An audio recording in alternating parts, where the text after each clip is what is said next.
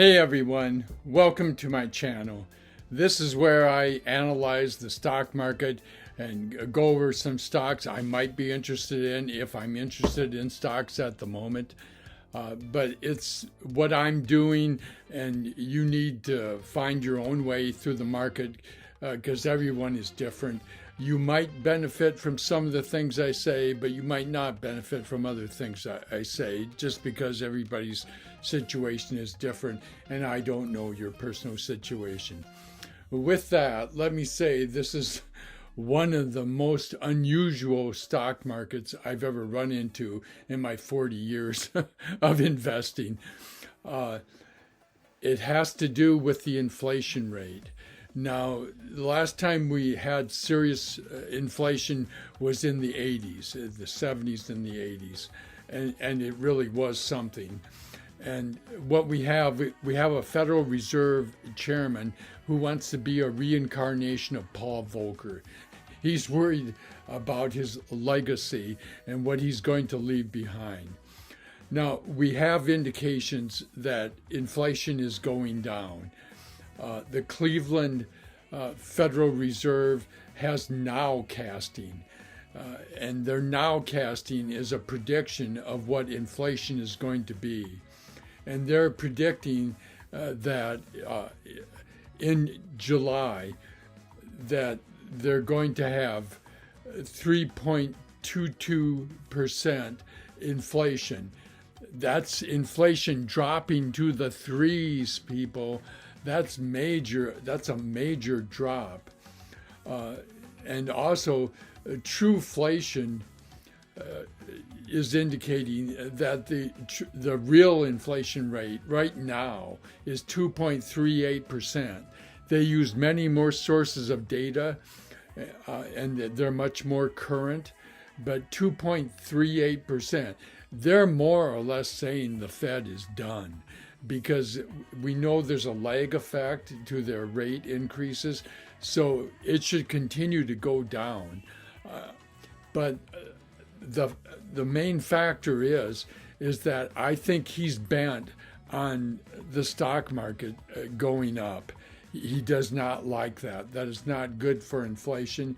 I think they are predicting there's over a 70% chance he's going to raise the interest rate at the July 26th meeting. Okay. Now, the CPI comes out July 12th.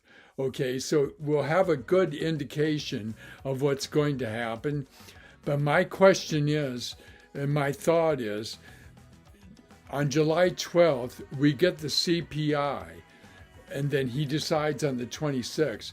All indications is that the CPI is going to come out good, that it's going to come out in the threes, okay? How is he going to justify raising the interest rate if the CPI comes out low? I think he will do it, maybe just to spite the stock market. The stock market is really a thorn in his side. Our stock market has been going down because of what's happening in Europe. Europe, they have worse inflation and they're further behind in raising their interest rates, but they've been increasing their interest rates now. Inflation is way worse in England. You're living in paradise living in the United States. It's way worse in England. Trueflation says that inflation is 13% in England right now. Okay, and they say they're going to raise interest rates at least to 6%, but how do you? They are where we were, 6 to 8 months ago. So they're really. But the problem is that they're still spending money. Retail spending in England has gone up substantially. The 18% more cars were sold in Europe in May. Okay, 13% of the increase was electric cars. Okay, so you've got this increase in retail spending, you've got the increase in buying cars in Europe, which is making inflation worse, but people are still spending. Okay, so they've got many increases, rate increases to do. When they increase their rate, it lowers the US dollar, which in this environment sends stocks higher, which is going to make the head of the Federal Reserve, Powell, is going to make him want to crack the whip and give us another 0.25 increase at least. So it's all about him determined to befuddle the stock market because it's really a thorn in his side. And it's really the main thing he has to worry about.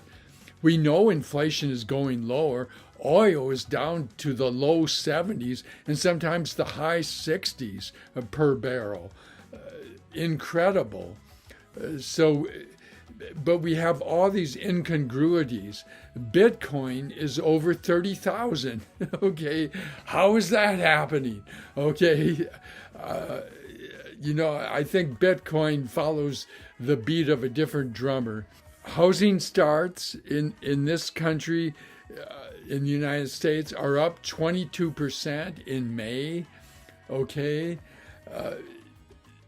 But it's a weird situation with housing. Housing starts are up. People are spending money on houses to build new houses. And the reason some of them are building new houses is because nobody's selling their house, because nobody wants to let go of a 3% rate on a 30-year mortgage and then have to go and get another mortgage with a way higher interest rate.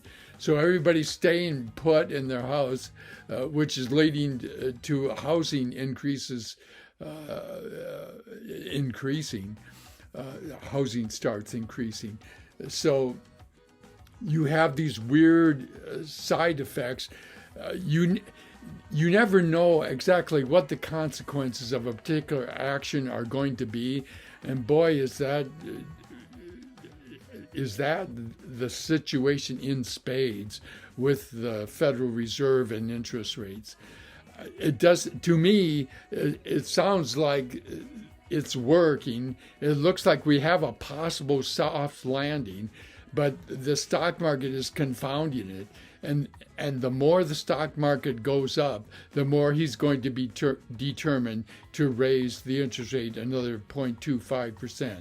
So I don't think there's any sense in investing before we know what the CPI is, and ultimately we get the CPI on July 12th, but the real thing will be on July 26th, what he does.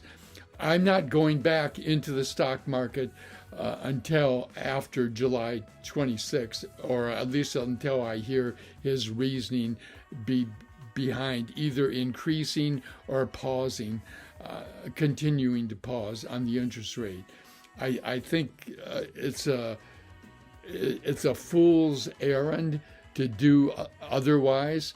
I think that this is a time to step back and watch and let him destroy the stock market, which he's determined to do, and he will do it, I think. But we might as well get a cheaper price on stocks after the 26th, after he announces. Or if he doesn't announce, that we enjoy getting back into the stock market where it possibly can go up. But it's not going to go up before then, because every day Fed speakers are coming out and saying, no way is this, are we not going to continue to raise rates? There's going to be 2 more hikes. To me, it looks like they're done. I think they're jawboning it simply to get the market down, but I think he might Paul Volcker it on the 26th just to make sure that the market goes down. That's the way it is in my world. Thanks for listening.